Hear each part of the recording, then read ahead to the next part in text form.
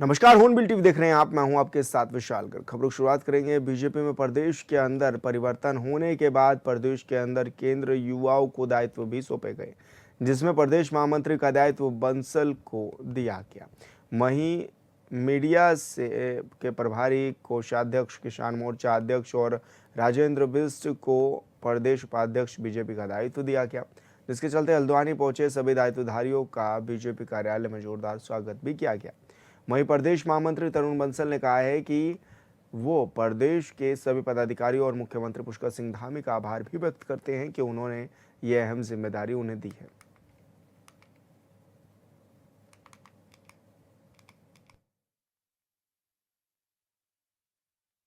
मैं सबसे पहले अपने केंद्रीय नेतृत्व, माननीय राष्ट्रीय अध्यक्ष जी का, प्रधानमंत्री जी का, अपने प्रदेश के यशस्वी मुख्यमंत्री माननीय पुष्कर सिंह धामी जी का, प्रदेश अध्यक्ष महेंद्र भट्ट जी का, अपने महामंत्री संगठन अजय जी का हृदय से धन्यवाद देना चाहता हूं कि मुझ जैसे कार्यकर्ताओं को उन्होंने इतना महत्वपूर्ण दायित्व प्रदेश महामंत्री का दिया है। निश्चित रूप से 2027 का चुनाव हम जीतेंगे।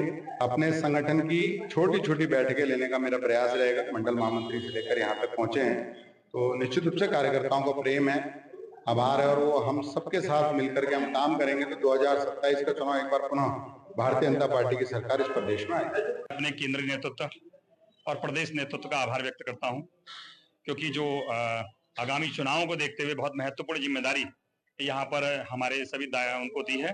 कार्यकर्ताओं को भारतीय जनता पार्टी के सभी वरिष्ठ कार्यकर्ता हैं और सभी योग्य हैं। और जैसे हमारे प्रदेश महामंत्री के रूप में तरुण बंसल जी हैं, लंबे समय का उनका कार्यकाल का अनुभव रहा है। मंडल से उन्होंने राजनीति प्रारंभ की थी, मंडल महामंत्री से, और वे यहाँ तक पहुंचे हैं, विभिन्न दायित्व हो रहे हैं और चुनाव की विभिन्न संयोजक, सहसंयोजक, तो बहुत लंबा उनका अनुभव है।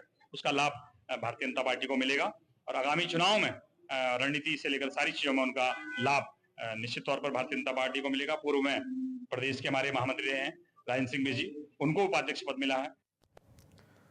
स्वदेशी अपनाओ अभियान उत्तराखंड में तेजी पकड़ रहा है। वहीं विधायक शक्तिलाल शाह का कहना है कि पूरे देश प्रदेश में एक बड़ी लहर स्वदेशी अपनाने को लेकर चलाई जा रही है। साथ ही राज्य के कई विषयों को लेकर भी उन्होंने हॉर्नबिल टीवी से खास बातचीत की है। भाजपा विधायक शक्तिलाल शाह जी हमारे साथ मौजूद हैं। भाई साहब, जिस तरह से स्वदेशी अपनाने पर फोकस किया जा रहा है, लगातार ये भी देखा जा रहा है कि देश के प्रधानमंत्री से लेकर राज्य के मुख्यमंत्री तक इस बात पर जोर दे रहे हैं कि स्वदेशी को अपनाया जाए। किस रूप में आप देखते भी हैं, क्या कहेंगे इसको लेकर? देखिए, स्वदेशी माननीय मोदी जी ने इसको एक विश्व पटल पे रखने की बात करी है। निश्चित मैं जैसे मेरी जो अपनी विधानसभा है, मैं जनपद टिहरी से आता हूँ, घनसाली के अंदर बहुत सारी चीज़ें ऐसी हैं जिनका लोग अब उत्पादन कर रहे हैं और उसके अच्छे दाम भी मिल रहे हैं। लेकिन ये भी बहुत स्पष्ट कहूँ कि पहाड़ पे काम करने वाले कम हैं, लेकिन जो लोग काम कर रहे हैं वो मैं समझता हूँ उस क्षेत्र में हम सफल हो रहे हैं। धीरे धीरे लोग समझेंगे। मैं एक बात और कहता हूँ ना, सब लोगों को हम तो रोज़गार नहीं दे सकते। मैं एक बहुत जिम्मेदार पद पे हूँ। सब लोग अगर ये कह दें कि हम सबको सरकार में या हमको रोज़गार देने की बात कर देंगे तो असंभव है। हमें कुछ स्वावलंबी तरफ जाना चाहिए, कुछ ऐसे काम करने चाहिए जहाँ मैं खुद काम करूँ, मेरे साथ 4 और लोग काम करें। तो इस तरह से जब तक हम लोगों ने अपना मन को इस तरह से कुछ खड़ा करने की बात नहीं करी, तब तक भी दिक्कतें हैं। और ये बहुत महत्वपूर्ण है, ये मोदी जी ने चलाया था। अभी तो मैंने माननीय मुख्यमंत्री जी के साथ ये स्वदेशी वाला जो हमने पूरा पलटन बाज़ार में हमने दुकान पे जा कर के, ग्राहकों से जा कर के, घर घर जा कर के, पूरी सभी जगह हम इसका प्रचार प्रसार कर रहे हैं। लोगों को कह रहे हैं कि भाई स्वावलंबी भी बनो और अपना लोकल उत्पादन पे आप लोग सब मेहनत करो। भाई साहब, मैं देखा चौलाई के आप अब तो बाज़ार में मिलते हैं। हम जब बहुत छोटे होते थे, मैं नानी के गांव में जब जाता था तो चौलाई के लड्डू बनते थे, बहुत अच्छा, उसमें बहुत कुछ नहीं होता था, गुड़ से बनते थे वो, इतने अच्छे, इतने बढ़िया। अब ये चीज़ आज बाज़ार में उत्पादन में आ रहा हो, मिलता है हर जगह, हम लोगों को मिलता भी है। तो मैं तो सब लोगों से आग्रह करूंगा कि इस तरफ हमको ज़्यादा से ज़्यादा काम करना चाहिए, विशेषकर जनप्रतिनिधियों को भी, चाहे वो ग्राम पंचायत का प्रधान हो, चाहे वो वीडीसी मेंबर हो, चाहे जिला पंचायत का सदस्य हो, चाहे हम लोग विधायक लोग हों, हम सब लोगों पे इस विषय पर बहुत ज़्यादा फोकस करना चाहिए। लोगों को इस तरफ उनको बहुत अच्छे ढंग से समझाना चाहिए, उनका ध्यान आकर्षण करना चाहिए कि ताकि उन लोगों के सबके मन बने कि हम इस तरफ अधिक से अधिक काम कर सकें। बस अब पेपर लीक मामले पर बच्चे लगातार प्रदर्शन करते हुए भी नजर आ रहे हैं। राज्य सरकार किस तरह से कार्य भी कर रही है कि क्या कुछ आश्वासन आप बच्चों को दें? देखिए, हम पूरी संवेदना के साथ बच्चों के साथ हैं। वो बच्चे हमारे हैं, हमारे परिवार के, हमारे भाई हैं। माननीय मुख्यमंत्री जी ने बहुत स्पष्ट कह दिया है, सारी सरकार उनके साथ है। निश्चित दोषी को किसी भी कीमत पे बख्शा नहीं जाएगा। छात्र हित में हमें कोई भी कदम उठाने पड़े, सरकार कहीं भी पीछे नहीं हटेगी। ये भी मैं छात्रों से और उन लोगों से आग्रह कर रहा हूँ कि हम किसी भी क्षेत्र में किसी भी बालक के साथ, किसी भी छात्र के साथ कोई खिलवाड़ होने नहीं देंगे। सरकार पूरी तरह से, सरकार पूरी हिम्मत के साथ, सरकार पूरे आत्मविश्वास के साथ उन छात्रों के साथ खड़ी है। जी भाई साहब, एक सवाल मेरा ये भी है कि जिस तरह से आप लोग स्वदेशी अपनाने पर जोर दे रहे हैं, ऐसे में क्योंकि लखपति दीदी जो योजना आप लोग लेकर के आए थे कि ताकि महिलाओं को रोजगार भी मिले, स्वरोजगार भी मिले और लखपति भी वो बन सके, क्या इसमें भी इसकी महत्वपूर्ण भूमिका रहेगी? ज़रूर रहेगी। ये भी माननीय मोदी जी ने चलाया था, अपने स्टेट गवर्नमेंट ने, हमने इसको फॉलो किया है।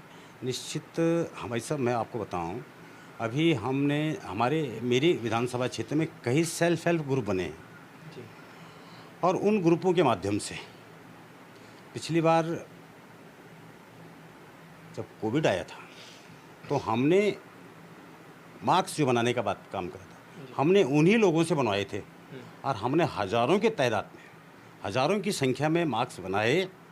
वही मास्क हमने गांव-गांव तक पहुंचाए, उन लोगों को रोज़गार मिला। कई लोगों ने रात को, जब मेरी उन बहनों से बात हुई है तो उन्होंने कहा, विधायक जी हम आज कल रात को 11-12 बजे तक इस काम को करते हैं, उसके बाद हम विश्राम करते हैं। तो निश्चित ये बहुत महत्वपूर्ण है और विशेषकर उत्तराखंड के लिए, क्योंकि उत्तराखंड की अपनी एक पहचान है, देवभूमि के नाम से भी है और एक कृषक प्रदेश के नाम से भी है। मैं बताऊँ, मेरे यहाँ तो बालगंगा एक घाटी है भाई साहब। एक खेत में इतनी अच्छी उपज होती है कि लोग कहते हैं हमारे एक साल का अन्न पूरा होता है। किंतु ये थोड़ा दिक्कतें हैं कि पहाड़ पे एक दिक्कत है आजकल आ रही हैं, उस बात को हम देख रहे हैं। हम सरकार में इस पर बात करें, एक सुअर एक बानर भी हमें पे दिक्कत कर रही है। इसके लिए भी हमारी निरंतर सरकार से भी बात होती है, माननीय मंत्री जी से बात होती है। इसके लिए हम पॉलिसी तय कर रहे हैं, बनी भी है और कर भी रहे हैं। हमारा प्रयास है कि हम इस लोकल प्रोडक्शन को ज़्यादा से ज़्यादा महत्व देने के लिए, ताकि हमको रोज़गार भी मिलेगा और हम मजबूत भी होंगे। इस क्षेत्र में हम काम कर रहे हैं। जी विधायक जी, अंतिम सवाल मेरा ये है कि जिस बार इस तरह बार आपदा ने काफ़ी नुकसान भी किया, आपके क्षेत्र में किस तरह का नुकसान भी हुआ और अभी किस तरह की व्यवस्थाएं हैं अभी हाल फिलहाल में? देखिए, इस साल तो ईश्वर की कृपा से घनसाली के अंदर सिर्फ मानव क्षति नहीं हुई, नुकसान बहुत हुआ, बादल भी फटे, लेकिन भगवान भोले की कृपा, अपने भगवान बोड़ा केदार की कृपा, सभी देवी देवताओं का ऐसा आशीर्वाद रहा कि मानव क्षति से हम बचे। नुकसान बहुत हुए हैं, रोडों के बुरे हाल हैं, कई लोगों के मकान भी क्षतिग्रस्त हुई, कहीं खेत टूट गए, कहीं खलिहान टूट गई, कहीं नाली भूमि हमारी बह गई। लेकिन इसके लिए हम नांगन तैयार कर रहे हैं और लगे हैं हम इसमें। कुछ काम शुरू हो चुके हैं, कुछ के लिए हमने शासन स्तर पे बात करी है और माननीय मुख्यमंत्री जी का मैं धन्यवाद करूँगा इस बात के लिए कि मैंने उनसे जितने विषय रखे हैं उन्होंने निश्चित सभी विभाग अध्यक्ष को और डीएम को स्पष्ट आदेश दिए कि जो नुकसान हुई तत्काल प्रभाव से उनकी भरपाई कर देनी चाहिए।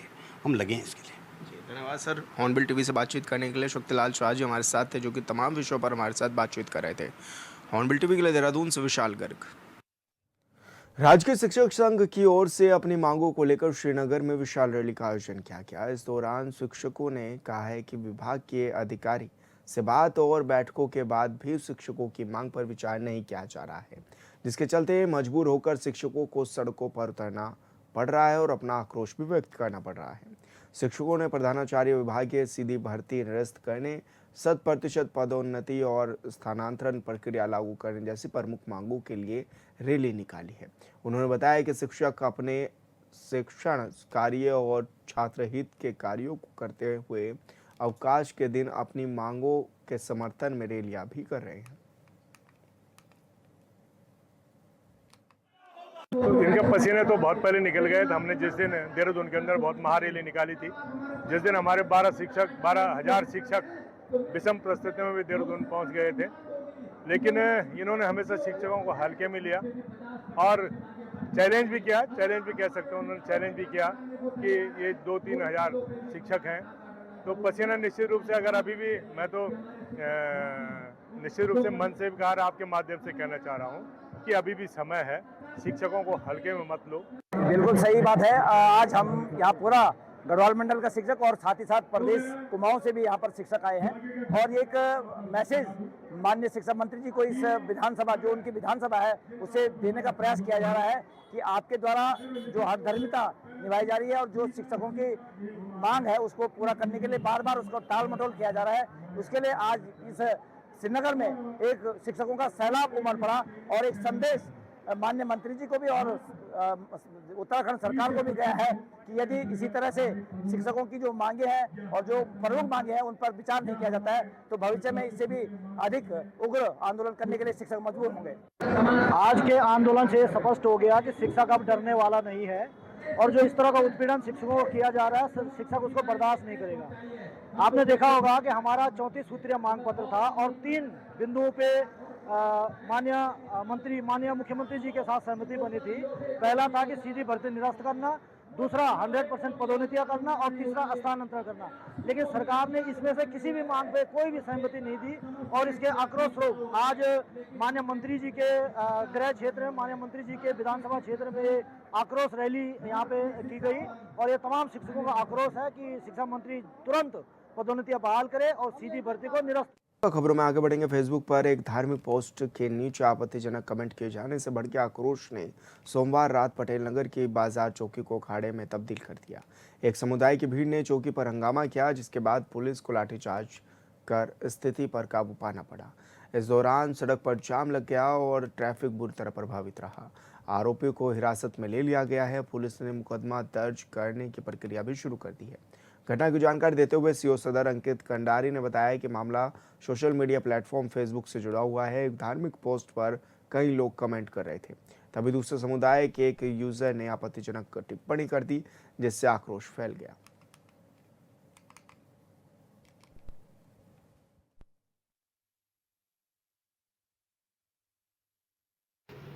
शाम को एक समुदाय का हमारे पास नोटिफिकेशन आई कि एक इंस्टाग्राम पे कोई रील थी जिसमें एक दूसरे समुदाय के व्यक्ति ने कुछ कमेंट कर दिया था जिससे धार्मिक भावनाएं आहत हो गई थी। इसमें बाजार चौकी पे लगभग 8% के अराउंड कुछ लोग आए थे। तो इसमें तुरंत ही बाजार चौकी और थाना पटेल नगर द्वारा एक्शन लिया गया और उस व्यक्ति को तुरंत ही थाने ले आया गया था। तो इसके बाद जब भीड़ बढ़ने लगी यहाँ पे, तो यहाँ पे मौके पर मैं और स्वयं इंस्पेक्टर पटेल नगर यहीं पे थे। इनको हमने बताया कि उस व्यक्ति को हमने हिरासत में ले लिया है और जो भी इनकी डिमांड थी कि इनकी तहरीर हमने रिसीव कर दी थी और इनको अरेस्ट कर लिया था। उसके बाद भीड़ गई, फिर वापस आ गई और वापस आने के बाद इनके द्वारा हमारी बात को नहीं माना गया, चौकी में जबरदस्ती घुसने का प्रयास किया जा रहा था। तो इसके बाद जो आवश्यक बल प्रयोग था वो किया गया, भीड़ को तितर किया गया।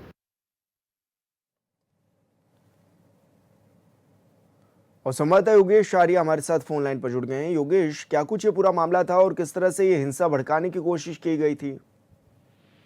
देखिए विशाल, फेसबुक पर एक धार्मिक पोस्ट के नीचे आपत्तिजनक जो है कमेंट किए जाने के बाद जो है ये आक्रोश भड़का था और सोमवार देर का पूरा मामला है जब पटेल नगर की बाजार चौकी जो है अखाड़े में तब्दील होता हुआ नजर आया, क्योंकि एक समुदाय की भीड़ ने चौकी पर हंगामा किया और उसके बाद पुलिस को स्थिति पर काबू पाने के लिए लाठीचार्ज तक का फैसला लेना पड़ा। और इस दौरान अगर हम देखें तो सड़क पर भी जाम लगा, ट्रैफिक प्रभावित हुआ। लेकिन वही अगर देखा जाए तो आरोपी को पुलिस जो है अब हिरासत में ले चुकी है और मुकदमा दर्ज कर आगे की प्रक्रिया जो है वो भी प्रारंभ कर दी गई है। वहीं जिस तरह से जो सीओ सदर है अंकित कंडारी, उन्होंने जिस तरह बताया कि मामला सोशल मीडिया प्लेटफॉर्म पर फेसबुक से जुड़ा था, जिसमें एक धार्मिक पोस्ट पर कई लोग कमेंट कर रहे थे। एक दूसरे समुदाय के यूजर ने आपत्ति जताई थी और उसको लेकर आक्रोश फैला, रात में भीड़ हुई और उसके बाद जो है पूरे मामले को काबू पाने के लिए जो है लाठीचार्ज का जो प्रयोग किया गया। और आई लव मोहम्मद को लेकर के जिस तरह से मामला खून पकड़ता जा रहा है, तो ऐसे में कहीं ना कहीं जो है लगातार जो है पोस्ट पर आपत्तिजनक पोस्ट देखने को मिल रही है। उसी के चलते इस तरह का मामला देर रात देखने को आया था और जिस पर जो है पुलिस ने भी जो है लाठीचार्ज का प्रयोग करते हुए पूरे मामले पर जो है कहीं ना कहीं अब जो है संतुलित कर लिया है और इसके साथ साथ जो आरोपी है उसको गिरफ्तार कर लिया है। जी, किस तरह से काबू भी पा लिया गया है योगेश, क्योंकि बड़ा पुलिस बल भी तैनात किया गया था इस दौरान और क्योंकि हिंसा पूरी भड़कने की जो साजिश है वो भी रची गई थी? देखिए बिल्कुल विशाल, जिस तरह से रात्रि में जब ये मामला संज्ञान में आया और उसके बाद देखा जाए तो वहां पर भीड़ जुटनी शुरू हुई और भीड़ ने हंगामा किया। तो निश्चित तौर पर बड़ा बवाल का साजिश कहा जा सकता है इसको कहीं ना कहीं, लेकिन पुलिस की सूझबूझ रही। पुलिस ने वहां पर जो है अपनी सूझबूझ का परिचय देते हुए पूरे मामले को शांत कराने का प्रयास किया और देखा कि जब पूरा मामला शांत ऐसे नहीं हो रहा है तो वहां पर उन्होंने बल का प्रयोग भी किया। उसके बाद जो है पूरे मामले को शांत करते हुए जो इसमें जिसके खिलाफ जो है सोशल मीडिया पर जिसने आपत्तिजनक पोस्ट किया था उसके खिलाफ कार्रवाई भी की और आगे की प्रक्रिया जो है मुकदमा दर्ज करते हुए प्रारंभ भी कर दी है। जिसके बाद जो है मामला शांत हुआ, युवक जो हंगामा काट रहे थे वो घर पहुंचे। लेकिन इसमें सबसे बड़ी बात ये रही कि जो है पुलिस ने समय रहते बल का प्रयोग करते हुए इस मामले को संभाल लिया, वरना बड़ी घटना भी देखने को मिल सकती थी। जी बिल्कुल योगेश, बहुत शुक्रिया आपका तमाम जानकारी साझा करने के लिए। हरिद्वार के कनखल कोतवाली क्षेत्र में एक युवक गोली लगने से गंभीर रूप से घायल हो गया। आनन फानन में उसे अस्पताल में पहुंचाया गया, जहां इलाज के पहले ही उसे मृत घोषित कर दिया गया। घटना की सूचना पर पहुंची पुलिस ने घटना स्थल का जायजा लिया और मामले की जांच पड़ताल में जुट गई। सूचना मिलते ही एसएसपी परमेंद्र सिंह डोभाल भी अस्पताल पहुंचे और घटना की जानकारी ली। फिलहाल पुलिस मृतक के फरार साथियों की तलाश में आसपास के इलाकों की सीसीटीवी फुटेज भी खंगाल रही है।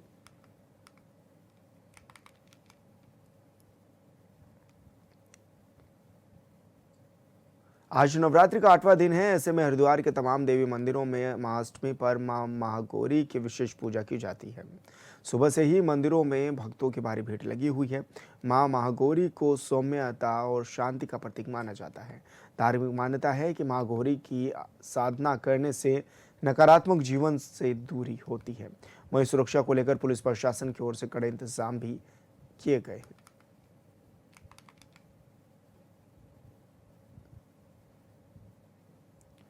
तो आज मां गौरी की पूजा की जाती है और इस दौरान हरिद्वार में भी भक्तों का जनसैलाब उमड़ा हुआ है। भक्तों का तांता लगा हुआ है और पूजा अर्चना कर रहे हैं। मनोकामना भक्त माता से मांगते हुए नजर आ रहे हैं।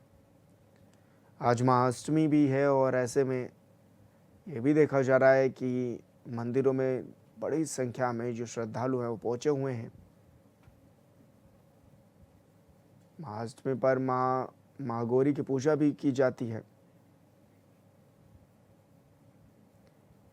और संवाददाता मनोज कश्यप हमारे साथ फोन लाइन पर जुड़ गए हैं। मनोज, आज क्योंकि ये भी देखा जा रहा है कि अष्टमी का दिन है और भक्तों का तांता भी लगा हुआ है, किस तरह की तस्वीरें नजर आ रही हैं हरिद्वार में? बिल्कुल, देखिए विशाल, जिस तरीके से आज नवरात्रि का 8वां दिन और आज के दिन माँ गौरी की पूजा की जाती है, कहा नवरात्रि का उसमें माँ शैलपुत्री की पूजा की जाती है और आज 8वें दिन में माँ गौरी की पूजा की जाती है। हालांकि इनको भगवान शिव की अर्धांगिनी भी कहा जाता है, क्योंकि यहाँ पे आज लगातार हमने देखे कि वो हरिद्वार के तमाम जो मठ मंदिर है वहाँ सुबह से तमाम जो भक्त होते हैं वो पहुंचने लगते हैं। यहाँ पे जो स्थानीय लोग हैं वो भी जो है मंदिर को रुक करते, क्योंकि हरिद्वार में कई ऐसे प्रसिद्ध मंदिर है विशाल जिसमें सुबह से जो प्रसाद वितरण का काम होता है या फिर माता को पूजा और तमाम जो सामग्री होती है वो करने का काम किया। लेकिन सुबह से यहाँ पे तमाम जो गलियां होती है वो कहीं ना कहीं भक्ति में दिखाई देती है। तमाम हरिद्वार की गलियों में जय माँ भोज के जो है यहाँ पे जयकारे दिखाई देते हैं। तो सुबह से यहाँ पे तमाम जो मठ मंदिर वहाँ पे पूजा पाठ की जा रही है। खास तौर से हमने देखे हैं कि तमाम जो स्थानीय श्रद्धालु है वो भी कहीं ना कहीं मंदिरों का रुख करते हुए यहाँ पे नवरात्रि का जो ये पावन पर्व है कल खत्म हो जाएगा, कल समाप्त हो जाएगा। हालांकि अब इसके बाद जो है हमने देखा है कि तमाम मठ मंदिर जो है वो दशहरे की तैयारी कर रही है, क्योंकि जगह जगह जो है रामलीला चल रही है। यहाँ पे दशहरे पे रावण का दहन भी होगा, तो उसको लेकर भी तमाम मंदिरों के अंदर भी तैयारी चल रही है, क्योंकि आगामी दिनों में जो है दिवाली का त्योहार भी होगा। तो यानी कि तमाम जो मठ मंदिर है वहाँ पे तैयारी अभी से देखने के लिए मिलने लगी है। जी, लेकिन व्यवस्थाएं किस तरह की गई हैं मनोज, क्योंकि मंदिरों में भारी भीड़ भी पहुंच रही है और सबसे ज्यादा हरिद्वार में ये देखा भी जाता है कि मनसा देवी हो, चंडी देवी हो, बड़ी संख्या में श्रद्धालु पहुंचते भी हैं। और पिछले दिनों भी एक तस्वीरें सामने आई थी भगदड़ जैसी। तो इस तरह से क्या कुछ प्रोटोकॉल्स का पूरा पालन किया गया है? बिल्कुल, देखिए विशाल, हरिद्वार को धर्म की राजधानी कहा जाता है। रोजाना इस राजधानी में जो है कई लाखों की संख्या में जो श्रद्धालु होते हैं वो हरिद्वार पहुंचते हैं। ऐसे में जब नवरात्रि का पावन पर्व चल रहा है तो ऐसे में माया देवी मंदिर है, मनसा देवी मंदिर है, जो यहाँ पे चंडी देवी मंदिर है, यहाँ पे काफी जो भक्त होते हैं वो एक साथ जमा हो जाते हैं। इसको लेकर तमाम जो पुलिस बल है वो भी कहीं ना कहीं इनकी व्यवस्थाओं में लगा जाता है। सुबह से मंदिर के बाहर जो पुलिस बल है वो तैनात कर दिया जाता है, क्योंकि बीते दिनों जब हमने देखा था जब कावड़ मेला समाप्त हुआ था उसके बाद अचानक से जो मनसा देवी मंदिर था वहाँ पे भीड़ बढ़ गई थी, जिसके बाद में कहीं ना कहीं यहाँ पे एक बड़ा हादसा हो गया था। इसमें 9 लोगों की मौत हो गई थी। यहाँ पे तब से लेके आज तक तमाम जो मंदिर की समिति है, जो स्थानीय पुलिस बल है वो कहीं ना कहीं मंदिर में तैनात नजर आते हैं, क्योंकि मनसा देवी पे अब एक जो स्थायी पुलिस चौकी थी उसका भी यहाँ पे निर्माण किया गया, क्योंकि यहाँ पे पहले पुलिस बल नहीं लगाया जाता था, लेकिन जब से ये हादसा हुआ तब से यहाँ पे पुलिस बल को लगाया गया। खास तौर से मैंने देखे कि अभी का जो माहौल चल रहा है, क्योंकि देर रात देहरादून की सड़कों पे भी कुछ लोग अचानक से जमा हो गए थे, विशेष समुदाय के, वो कहीं न कहीं सोशल मीडिया पे एक पोस्ट डालने के बाद विवाद हो गया था। अचानक से ऐसी भीड़ जमा हो जाना तो कहीं न कहीं माहौल खराब कर देने वाली बात है, तो उसको लेकर भी यहाँ पे पुलिस प्रशासन कहीं न कहीं अलर्ट मोड पे दिखाई दे रही है। खास तौर से हमने देखे कि जो पुलिस की एक टीम है वो सोशल मीडिया पे भी काम कर रही है, अपनी निगाहें बनाए हुए, क्योंकि ऐसे में कहीं न कहीं सोशल मीडिया के माध्यम से कहीं अफवाहें फैल जाती है, कहीं धार्मिक फोटो पोस्ट ऐसी होती है जिसके बाद यहाँ पे लोगों का गुस्सा कहीं न कहीं सामने आता है और लोग अचानक से सड़कों पर जमा हो जाते हैं। लगातार ऐसी तस्वीरें सामने है, क्योंकि उत्तर प्रदेश के कानपुर से आलम मोहम्मद का एक जो जुलूस था वो यहाँ पे निकाला गया था, उसके बाद उन्नाव में ऐसा हो, उसके बाद उत्तराखंड के काशीपुर में पहुंचा, लगातार हरिद्वार और चाहे हम देहरादून की बात करें, सड़कों पे ऐसे जुलूस देखने के लिए मिल रहे। हालांकि पुलिस प्रशासन लगातार ऐसे जुलूसों पर निगाहें भी जमाए हुए, कहीं न कहीं जब ऐसे लोग जमा होते हैं तो पुलिस उनको लाठियां पटकाते हुए मौके से हटाती भी है, लेकिन ऐसे में लगातार जो सोशल मीडिया ये निकल के सामने आते हैं कि उसी के माध्यम से तमाम जो अफवाहें होती है वो फैलाई जाती है, इसके बाद यहाँ पे इस तरह के विवाद होने लगते हैं। तो कहीं न कहीं साफ तौर से कहा जा सकता है कि अब जो तमाम हिंदुओं के जो त्योहार है वो शुरुआत हो चुकी है। आज अष्टमी में भी तमाम जो लोग होते हैं कन्या पूजन करते हैं, मंदिरों में जाके पूजा पाठ करते हैं। यहाँ पे नवमी में भी तमाम जो नवरात्रि होते हैं उनकी समाप्ति होती है, यहाँ पे कन्या पूजन भी किया जाता है। लेकिन नवरात्रि से भी अगला जो दिन होता है दसवीं के दिन कई जगह मेलों के आयोजन किए जाते हैं, यहाँ पे रावण का दहन होता है, तो उसको लेके यहाँ पे कहीं जी बिल्कुल मनोज, बहुत शुक्रिया आपका तमाम जानकारी साझा करने के लिए। भारत दुनिया की सबसे बड़ी जीवंत और विविध आदिवासी आबादी का घर है। 10.45 करोड़ से अधिक आदिवासी समाज के लोग देश में रहते हैं, जो कुल आबादी का 8.6% है। लिहाजा बीजेपी की सरकार बनने के बाद आदिवासी समाज को लेकर भी तेजी से काम किया जा रहा है। आदिवासी समुदाय भारत की सभ्यता के ताने बाने के अभिन्न अंग रहे हैं। उन्होंने समृद्ध परंपराओं, भाषाओं और ज्ञान प्रणालियों को संरक्षित किया है, जो देश की सांस्कृतिक पहचान को आकार देना जारी रखती है। उनका योगदान कालातीत है और रामायण के साथ ही महाभारत में उनके ज्ञान, वीरता और प्रकृति के साथ गहरे संबंध का उल्लेख मिलता है। अपनी समृद्ध विरासत के बावजूद आदिवासी समुदाय को ऐतिहासिक रूप से मुख्यधारा के विकास से बाहर रखा गया था। दशकों तक उन्हें प्रगति में समान भागीदार के बजाय संस्कृति के संरक्षण के रूप में देखा गया था। लेकिन अब प्रधानमंत्री नरेंद्र मोदी के नेतृत्व में प्रतीकात्मकता से लक्षित सशक्तिकरण की दिशा में एक स्पष्ट और सोचा समझा बदलाव आया है।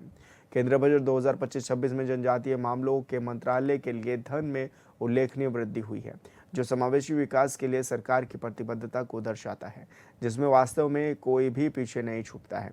पिछले दशक में भारत सरकार ने अनुसूचित जनजातियों के कल्याण को बढ़ावा देने के लिए वित्तीय आवंटन में उल्लेखनीय वृद्धि की है।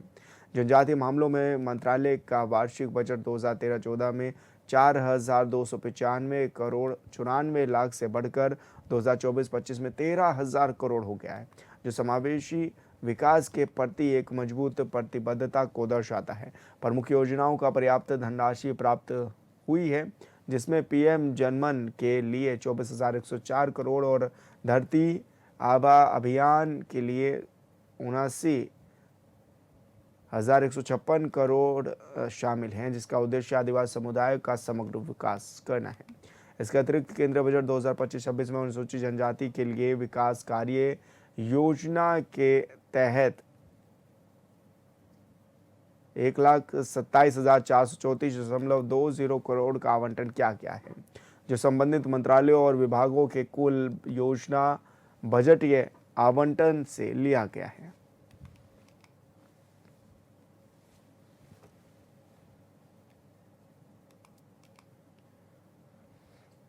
और फिलहाल इस बुलेटिन में मेरे साथ इतना ही। आप देखते रहिए हॉर्नबिल टीवी। नमस्कार।